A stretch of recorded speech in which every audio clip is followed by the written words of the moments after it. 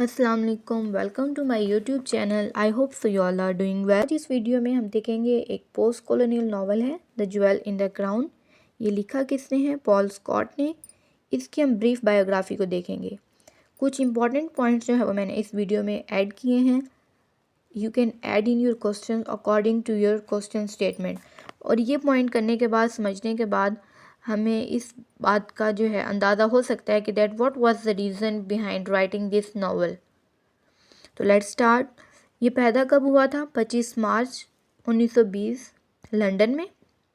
और जब ये 22 साल का हुआ then he was posted as a commission officer in India. अब at that time world war two के जो इम्पैक्ट्स या इफ़ेक्ट्स थे उनका गहरा असर था। World war two had a great impact on the India. अब जब ये स्कॉट इंडिया आया तो इसने देखा कि जो ब्रिटिश है वो कंट्रोल कर रही है इंडिया को।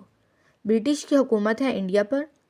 और ये वापस चला गया जब लंदन में, तो इसने वहाँ पर एज अ लिटरेरी एजेंट काम किया।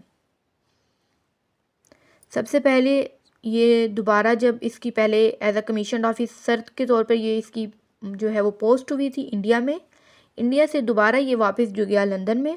लंदन में जाने के बाद इसने एज अ लिटरेरी एजेंट के तौर पर काम किया।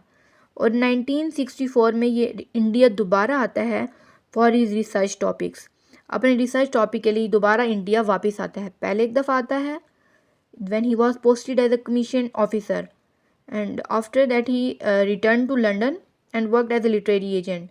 और 1964 में दोबारा आता है इंडिया में अपने रिसर्च टॉपिक्स के लिए। Here he gathered information from interviews, documents and documents. Information इकट्ठी करने के बाद, इसका रिसर्च करने के बाद इसने ब्रिटिश राज के बारे में लिखना शुरू किया।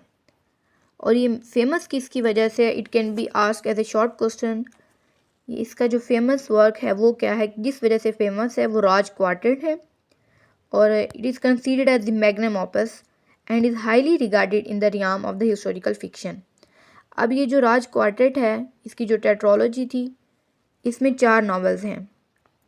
इस 4 नावल्स के जो नेम है वो इम्पॉर्टेंट है, that can be asked as a short question. The first one is the jewel in the crown.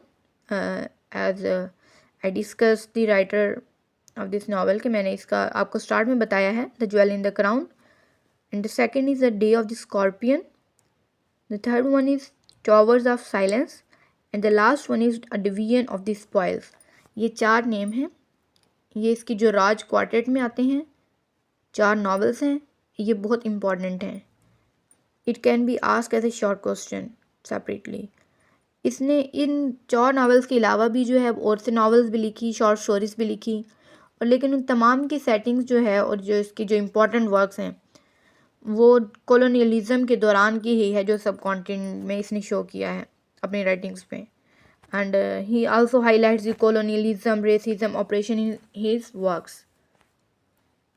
ये इसके इम्पॉर्टेंट पॉइंट्स हैं। और इंशाल्लाह नेक्स्ट वीडियो में हम देखेंगे कि इसने ये नावल क्यों लिखा, इसके क्या थीम्स हैं और इस नावल में किस चीज़ को जो है वो एक्सप्लेन किया गया है और कौन से मेजर इंसिडेंट्स इस नावल में प्रेजेंट हैं। 2 मेजर इंसिडेंट्स हैं। इंशाल्लाह वो हम नेक्स्ट वीडियो में डिस्कस करेंगे।